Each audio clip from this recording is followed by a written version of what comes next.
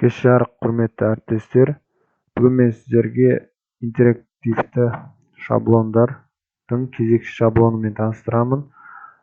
Жалпы шаблон мынандай интеллектуалды ойын деп аталады.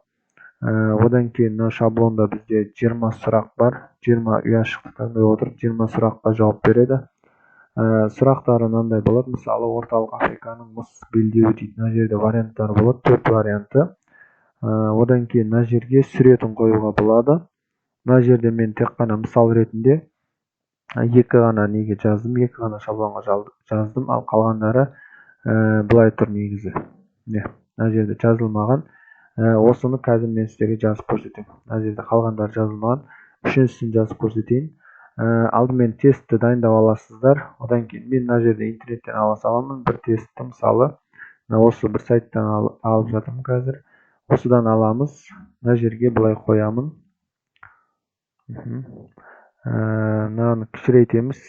Ішіне сыйдыру үшін. Сұрағымыз солтүстік америкалық еркін сауда қауымдастығы деген сұрақты алдым. Дұрыс жауап бізде С вариантта екен. Нафта. Осыны копировать етіп алайын. Дұрыс жауап қай жерде тұр, соған қоямын. Нафта. Кішкентай не қылайық, кішірейтейік. Нафта. Осылай қоямыз. Енді варианттарын алып қоямын, қалғандарын. НАТО деген бар екен. Қате жауаптарын қойып шығамыз енді. Мынаны үлкен неде тұрғаннан кейін осылай кішірейтеміз. Бірдей етіп қояйық. Келесі бізде мысалы ОПЕК дегенді алайын. Варианттарына. ОПЕК. Бұны да кішірейтеміз. Келесі осы лай ма қандайсынан алайын. Осылай қоямын. Енді бізде бірінші сұрағымыз, одан кейін варианттары дайын болды. Енді осы жерде солтүстік Американың еркін сауда қауымдастығы дейді. Енді солтүстік Америка бойынша бір фотоны алайық. Мына жерде Google-ға, Яндекске жазып, мысалы мынандай бір фото бар екен, осыны ала салайын.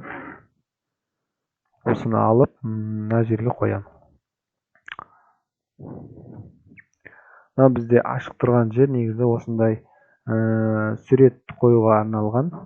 Алып келіп, солтүстік Америка туралы фото қойдым. Сұрағыңызға байланысты фотоны қоясыздар. Мына жерде мысалы жаңағы ұшақ бойынша болғаннан кейін осы 747-ші Боуинг деген не. Ұшақ, соны қойдым. Енді ойынды қалай ойнатамыз, соны көрсетейін. Показать слайдпен ашамын.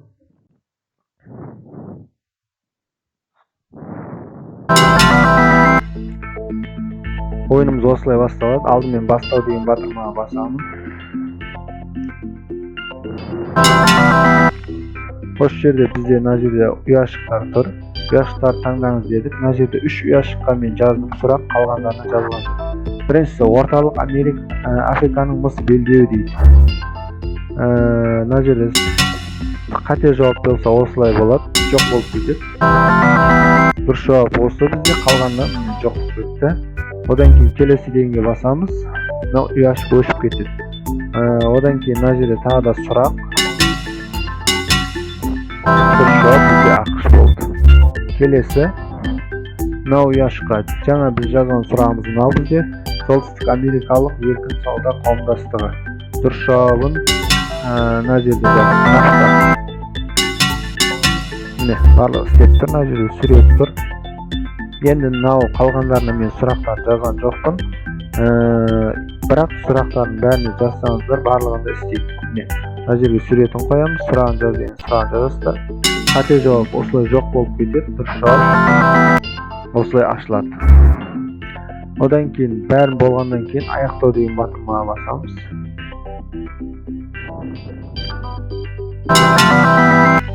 Болды. Осымен ойынымыз аяқталады.